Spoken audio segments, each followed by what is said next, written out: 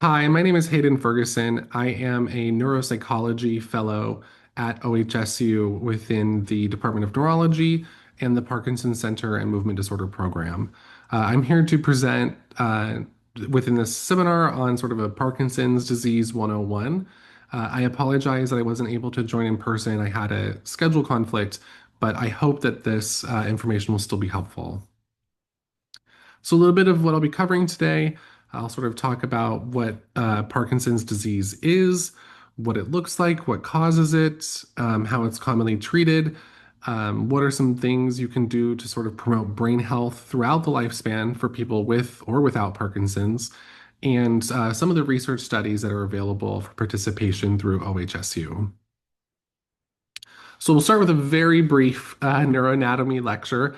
Parkinson's was first described by James Parkinson in 1817, and it's a neurodegenerative disease that impacts people's coordination and movement. And it's caused by a loss of dopaminergic or dopamine producing cells in a part of the brain called the substantia nigra. If you look at the left of the screen, this is a picture of a brain looking at the very bottom of it. So, if you imagine the brain was flipped over on its top, this is the underneath side. And this pink part is a part of the brain called the substantia nigra. And if you look at these two pink chunks in the middle, the top substantia nigra has these dark bands around it that are pointed out. And those are the cells in the substantia nigra that produce dopamine, which are important for our brain's ability to coordinate movement. In the bottom substantia nigra, this one is missing those dark pigments, so the cells that produce dopamine in this person's brain have they've disappeared. They've died. They're gone. And so this person's brain is producing less dopamine, and that's what essentially causes Parkinson's disease. And without the dopamine producing cells and the lack of dopamine in the brain, there's less of that neurotransmitter available to communicate with the motor networks in our brain that make smooth and voluntary movement possible. I promise this is as in-depth as I'll go on this, but at the sort of brain cell level, we have all these different dendrites and brain cells that are communicating throughout our brain. And if you look at the right, there's these blue circles that are sort of being communicated between the two cells. And that's where the dopamine would be transferred throughout the brain. And so, without the substantia nigra producing the dopamine, there's just less of it available to be communicated throughout the brain in this way. When we're thinking about Parkinson's, the probably the most obvious or common symptoms are motor symptoms associated with the disease. And this is things like, tremors, where someone's hands might be shaking, bradykinesia, which is slowed movement. Dyskinesia can happen where people have sort of involuntary movements where it's not so much a tremor, but they might look a little more like restless or squirmy. It can cause muscle stiffness and rigidity. People will often have a reduced arm swing. Their walking or their gait will change. A shuffling gait would be someone who's sort of shuffling their feet along the ground and not taking such big or purposeful steps. They can also have freezing, where they might sort of literally freeze in the middle of a step or in the middle of a movement. People with Parkinson's also often have changes in their balance, which can lead to falls. And then they'll also have sort of decreased facial expressions, or what they call masking. In addition to the motor symptoms that can obviously be really bothersome, there are a lot of non-motor symptoms of Parkinson's that are also can be really disruptive. And includes things like speech changes. So someone's voice is quieter. They might even slur their words a little bit. They'll lose their sense of smell. They might experience some cognitive changes, which can obviously be very disruptive. Depression and apathy are very common in Parkinson's, especially early on. Same with anxiety, and these can be really disruptive to someone's life. Constipation is also very common with Parkinson's, low blood pressure, fatigue, Disrupted sleep is really common. People can have swallowing difficulties and even vision changes. So it's not just the motor symptoms that are, obviously very disruptive, but people can also have these non-motor symptoms that can be really bothersome as well. Over 10 million people around the world have Parkinson's.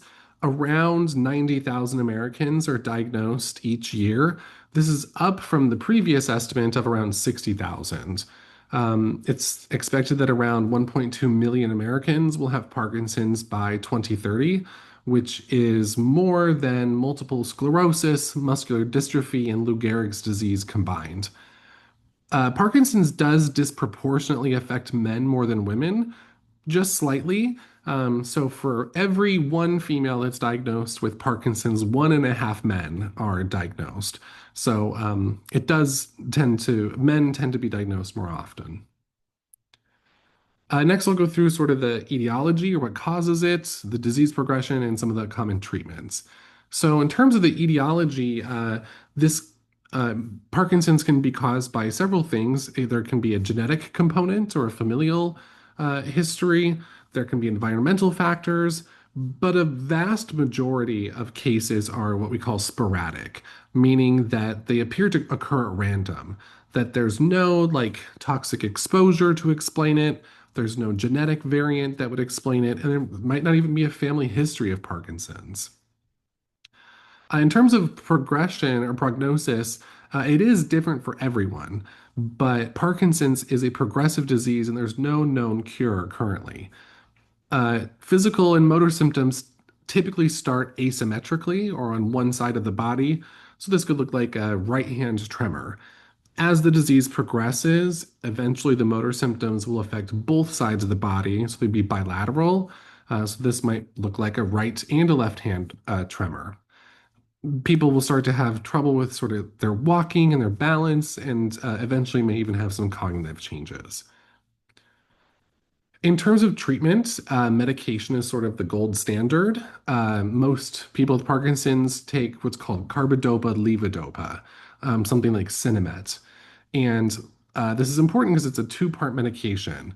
Levodopa is converted into dopamine in the brain, which for someone whose substantia nigra is no longer producing dopamine would be really helpful.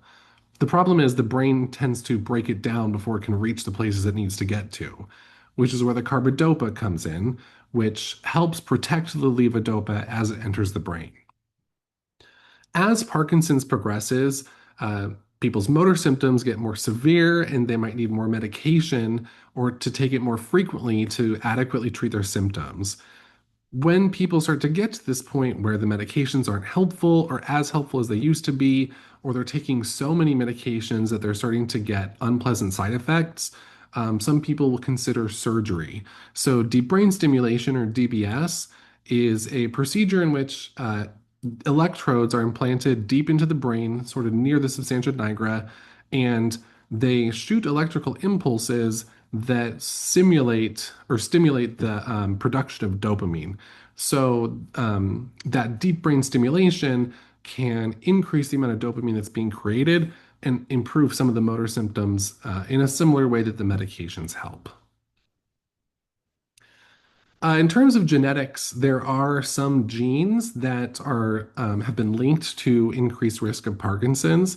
And we typically think about genes as sort of these two groups, being recessive, where it could be inherited from two parents, or dominant gene, where it might be inherited from one parent. In terms of the rate of genetic Parkinson's disease, of 23,000 people with Parkinson's who had their genetics tested, about 12% have one of these genetic variants. So that means about 88% of people with Parkinson's do not have a genetic risk factor for it. So those would be those sort of sporadic cases. The right infographic shows the breakdown of those 12% who do have a genetic risk factor. These are the different genes that they might have that could be affected. So almost 60% of people with a genetic Parkinson's have this GBA gene, which is a dominant gene, which could be inherited from one parent, while the rest are sort of a smattering of these recessive and dominant genes. But the big takeaway from this is that only about 12% of people with Parkinson's have this sort of genetic risk. There are also environmental risk factors that can contribute to someone's risk of developing Parkinson's. I will say a lot of these are not well understood as to why or how they're causing it. But one option would be head injuries. So, research has shown that people with TBIs, especially if they've had a traumatic brain injury, if they've had a loss of consciousness, isn't associated with an increased risk of developing Parkinson's years later, but it's not the sort of mechanism of what causes that is not clear. Uh, there are occupational risk hazards, so people who might be exposed to heavy metals or certain types of solvents, like this PCB solvent, can increase someone's risk of developing Parkinson's. Um, People are probably more familiar with the risk of pesticide and herbicide exposure, which has a lot more evidence showing this link between Parkinson's and exposure to pesticides and herbicides. The one that's been most strongly supported by research is a herbicide called paraquat, which is common or commercially used throughout the U.S., but it's been banned in 32 other countries because of the health risks. So in 2020, the Parkinson's Foundation and some other agencies signed letters and sent them to the EPA, encouraging them to cancel the registration of paraquat based on these findings. In October of 2020, the EPA reapproved paraquat for use in the US. So without any more action, paraquat remains legal in the US for at least the next 15 years. So through 2035 is when it would be examined again, unfortunately. Where you live can also affect your risk of developing Parkinson's. So globally, the countries that are in darker orange or dark red are the ones with the highest rate of Parkinson's compared to the countries in this like lighter tan or light orange color. So based on where you're at, this could be, environmental risk factors that are influencing it. This could also be maybe genetic causes of Parkinson's are more common in these areas. It's not totally clear as to why this is happening, but we do know there's a strong sort of genetic, or excuse me, environmental location-based risk factors. This is true even within the United States. So these two graphs have on the left the incident or the rate of diagnosis, and the right has the prevalence or sort of how many people have it. And they both essentially follow the same pattern where counties with red and orange have the highest rates of Parkinson's, where the green counties have the lowest rate. And you can see there's this sort of clear pattern across sort of the like southern New England through what they referred to as the Rust Belt, so sort of through the mid-Atlantic region down into the sort of southeast United States, roughly. Whereas the green counties in the Midwest and the sort of western half of the United States just happen to have lower rates of Parkinson's. And again, it's not clear if this is environmentally related or genetic. It's just clear that there is this pattern of risk. Similar to the risk factors, we do have evidence that there are some protective factors too. Just like the risk factors, the mechanisms behind these are not well understood. So, some of the things that have been found to be protective factors are things like caffeine has shown decreased risk of Parkinson's, uric acid, which is common naturally occurring in the body and can cause gout or kidney stones. Lower uric acid has lower risk of Parkinson's. Some research has shown that using anti-inflammatory drugs like ibuprofen, those people have had lower risks of Parkinson's. One finding that has been replicated several times is that people who smoke cigarettes have a decreased risk of developing Parkinson's. The researchers think that nicotine is sort of what's actually the cause, not the, or what's lowering these people's risk, not the smoking. But I want to be clear, this is not an endorsement that you should start smoking cigarettes or chewing Nicorette to decrease your risk of Parkinson's, because obviously there are all sorts of other medical issues that can come with smoking. Lower cholesterol and higher levels of vitamin D have also been associated with lower risks of Parkinson's. But the one I want to highlight the most is exercise. So, exercise has the aerobic exercise, especially, has the most evidence showing that exercise in early life decreases someone's risk of developing Parkinson's. Even when someone has Parkinson's, there's tons of research that shows that physical exercise can improve symptoms and has so many other health benefits, both in terms of the motor symptoms, but even the non-motor symptoms. So, of all of these, exercise is by far the one that's the best research and has the most evidence. And then in terms of brain health, when we're thinking about these things, there's sort of two buckets we can when we're talking about them. So non-modifiable risk factors would be things like genetic, age, your family history. But things that are modifiable, that things that we have control over, is diet, physical activity, alcohol use, and yes, smoking. Uh, when we're thinking about brain health, this is sort of the mantra I always tell people is that anything that's good for your heart will be good for your brain. So things like eating a heart healthy diet, that'll be good for your brain. Keeping your weight healthy, smoking less cigarettes or not smoking at all, limiting your alcohol consumption, keeping your blood pressure normal, watching your glucose and your blood sugars. All of these different things that we all hear every time we go to the PCP or to our primary care docs. These are the things that we have been hammered into us over our lives. But the research has shown these are really the things that have the most influence over someone's brain health throughout their lifespan. And then when we're thinking about the things that we can modify in terms of brain health, there's sort of these six different areas that we always focus on. So the first one being socialization. Isolation has been shown by research to be really harmful to brain health. So, keeping in touch with friends, contacting family, anything someone can do to prevent isolation will be good for their brain health. For the second one, when we're thinking about cognitive stimulation, doing crossword puzzles and doing things that keep our brains active are good. Passive activities like watching television don't require any sort of cognitive effort, so they don't really have any cognitive benefits.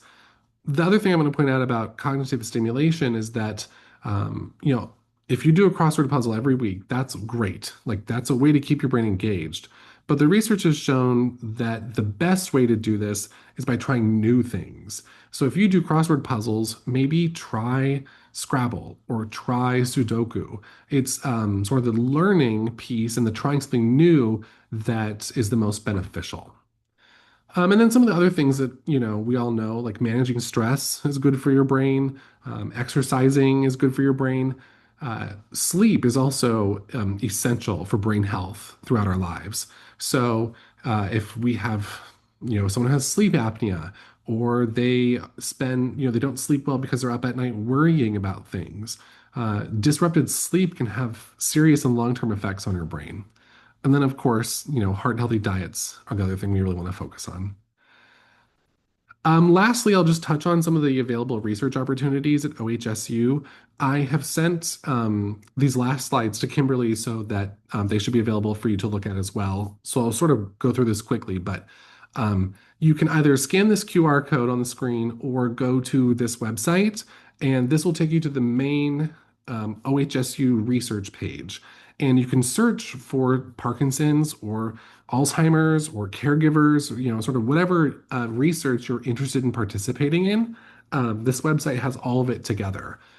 If you're specifically interested in what research opportunities are available for people with Parkinson's or with a family history of Parkinson's, you can email our team at pdresearch@ohsu.edu or call this number, and a research assistant will go through the different research opportunities that we have and find out which one is a good fit for you. On these subsequent slides, they each have a QR code that you can scan with your phone as well. And that takes you directly to this study. So the previous slide will take you to the main website, but these QR codes will take you to each of these studies specifically. So I'll just touch on a couple. The PPMI, or Parkinson's Progression Markers Initiative, is a huge national research project that's funded by the Michael J. Fox Foundation. And this research aims to follow people with Parkinson's, people without Parkinson's, and people who have a family history of Parkinson's to look at genetics through blood draws. They do brain imaging, they do annual physicals and exams to follow people sort of, over 10, 15 years to see, what changes or what doesn't change in people with Parkinson's. Um, and then, like I said, these are available to look at. There's lots of different studies available for, these are all the ones I found for that are Parkinson's related. So if you're interested, go to this website. You can email pdresearch@ohsu.edu or call this number, and one of our research assistants will go through those opportunities with you. Thank you for your attention. I apologize again that I wasn't able to be there in person, but I'm glad to have been a part of this. Thanks.